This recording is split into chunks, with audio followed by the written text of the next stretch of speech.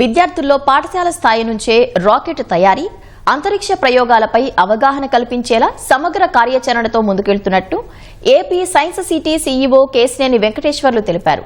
Science city of AP భాగస్వామ్యంతో విజ్ఞాన్స్ యూనివర్సిటీలో రేపటి నుంచి 3 రోజుల పాటు రాకెటరీ ఛాలెంజ్ పోటీలు నిర్వహించనున్నట్లు చెప్పారు. ఎలాన్ మస్క్ రాకతో అంతరిక్ష పరిశోధనలకు ప్రపంచవ్యాప్తంగా డిమాండ్ పెరిగిందంటున్న వెంకటేశ్వర్లతో మా ప్రతినిధి చంద్రశేఖర్ ముఖాముఖి. ఏపీ సైన్స్ సిటీ ఆధ్వర్యంలో దేశంలోనే మొట్టమొదటిసారిగా రాకెటరీ ఛాలెంజ్ ని విజ్ఞాన్ యూనివర్సిటీలో నిర్వహించబోతున్నారు. ఇక్కడ జరగబోతున్నటువంటి ఆ స్పేస్ టెక్ సమ్మిట్లో భాగంగానే దీన్ని కూడా ఈ రాకెట్ ఛాలెంజ్ ని కూడా మిళితం చేసి ఈ కార్యక్రమాన్ని నిర్వహించేందుకు ఏపీ సైన్స్ సిటీ ఏర్పాటు చేస్తుంది. దీనికి సంబంధించి మాట్లాడేందుకు మనతో పాటు సీఈఓ కేశినేని వెంకటేశ్వర్లు గారు ఉన్నారు. సార్, ఎట్లా ప్రధానంగా ఈ రాకెటరీ ఛాలెంజ్ నిర్వహణకు సంబంధించినటువంటి లక్ష్యం ఏమిటి?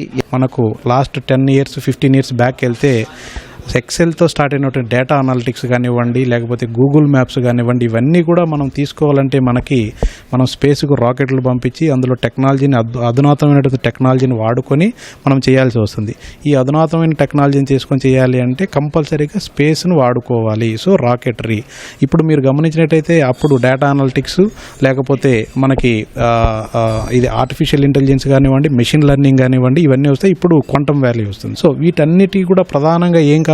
డేటా కావాలి. ఈ డేటాని మనం రిట్రైవ్ చేసుకొని, డేటాని క్యాప్చర్ చేసుకొని అనాలిసిస్ చేయాలంటే మనం స్పేస్లో ఉన్నటువంటి అద్భుతమైనటువంటి టెక్నాలజీస్ని వాడుకోవాలి. ఇప్పుడు ఎలాన్ మస్క్ గారు ఎందుకు అంత ఇన్వెస్ట్ చేస్తున్నారు, ప్రైవేట్ రంగంలో కూడా ఎందుకు ఎంత వెళ్తుందంటే రాబోయే తరంలో స్పేస్ అనేది ఇదొక ఫ్యూచర్, ఇదొక ఎరాగా నిలిచిపోతుంది అనమాట. మనకి స్టెమ్ అనే ఒక programme government of India and government of Andhra Pradesh Viksit Bharat Swarnandhra vision 2047లో భాగంగా విద్యని R&Dకి తీసుకెళ్లే విధానంగా అనుసంధానం చేయాలనే ఉద్దేశంతో ఈ రాకెటరీ ఛాలెంజ్ను కూడా వన్ ఆఫ్ ద పార్ట్గా తీసుకెళ్ళాము. ఈ రాకెటరీ ఛాలెంజ్లో మొత్తము మనకి కాల్ఫర్ చేస్తే గత 2 నెలల నుంచి కూడాను వీరందరినీ సమాయత్తం చేసుకుంటూ టెక్నికల్ పార్ట్నర్స్గా స్పేస్ కిడ్స్ అనేసి మరియు ముష్కన్ ఎడ్యూ ఫౌండేషన్ వారు టెక్నికల్గా వాళ్ళు ఇస్రో సర్టిఫైడ్ సైంటిస్టులు వాళ్ళు ఉన్నారు. రిటైర్డ్ అయినటువంటి అడ్వైజర్స్ వారితో ఉన్నారు.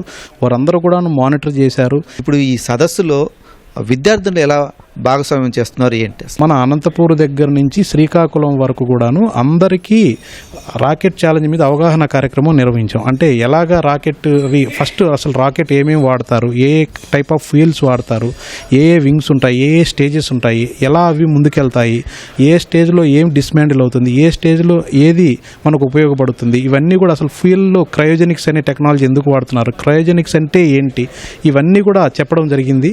ఇంతవరకు మన ఇండియాలో ఎక్కడే కానీ ఇటువంటి 2 స్పేస్ టెక్నాలజీ సమ్మిట్ కానివ్వండి, రాకెటరీ ఛాలెంజ్ కానీ 2 జరగలేదు. 2 కూడా ఫస్ట్ టైం ఇన్ ఇండియా. అందులో సౌత్ ఇండియా లెవెల్లో చేసినప్పుడు స్కూల్ ఎడ్యుకేషన్ నుంచి 1000 టీమ్స్ అప్లై చేశారు. అంటే ఈచ్ టీమ్కి 3 పిల్లల చొప్పున ప్లస్ ఒక మెంటార్ 3+1.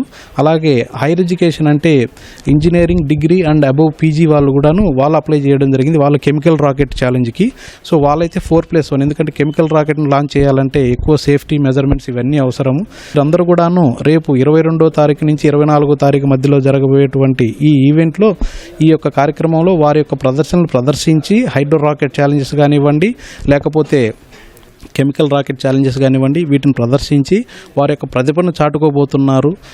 సో ఎట్లా ఈ ప్రైవేట్ రంగంలో ఈ పరిశోధనలు ఎలా పెరగబోతున్నాయి? ఇప్పుడు ఎలాన్ మస్క్ లాంటి వారి పెద్ద వాళ్ళందరూ కూడా ఈ ఫీల్డ్లోకి ఎంటర్ అయిన తర్వాత ఎట్లా ఈ ఫీల్డ్ ఎలా ఎక్స్పాన్షన్ కాబోతుంది, పెట్టుబడులు కానీ లేకపోతే అవకాశాలు కానీ ఎలా రాబోతున్నాయి? ఫ్యూచర్లో అంతా కూడాను టెక్నాలజీమయం అయిపోతుంది కాబట్టి కంపల్సరీగా ఈ టెక్నాలజీ ఉండాలంటే స్పేస్ నుంచి మనకు డేటా రిట్రైవ్ జరగాలి. ఈ డేటా రిట్రైవ్ జరగాలంటే రాబోయేటువంటి R&D ఎక్కువగా ఉండాలి. ఎక్కువగా ఉంటే మన భారతదేశం నాడు అబ్దుల్ కలాం గారు మనకి ఒక పునాది వేసి వెళ్ళారు. ఈ రాకెటరీ రంగానికి కానివ్వండి, ఈ యుద్ధ విమానాలకు కానివ్వండి, ఆయన వేసిన పునాది ఈరోజు విద్యార్థులు మరియు R&Dలో పార్టిసిపేట్ చేసే పెద్ద సైంటిస్టులు కానీ అందరూ కూడా దాన్ని కంటిన్యూ చేస్తున్నారు. ఈ పెట్టుబడి రంగాల విషయాలకు వస్తే మాత్రం చాలా అవకాశాలు ఉన్నాయి. ఇప్పుడు మీరు గమనించినట్లయితే ఇజ్రాయెల్ కానివ్వండి, అదర్ కంట్రీస్, ఇరాన్, ఇరాక్, ఇవన్నీ సో టెక్నాలజీ వారు, ఇదేమి వాళ్ళ పర్సనల్ వారు, టెక్నాలజీ వారితోనే ఇదవుతుంది. కాబట్టి స్పేస్ రంగంలో మనం దృఢంగా నిలబడగలిగితే కంపల్సరీగా మనం టెక్నాలజీలో నెంబర్ 1గా పొజిషన్లో ఉంటాము. ఈ టెక్నాలజీ వారితోనే మనం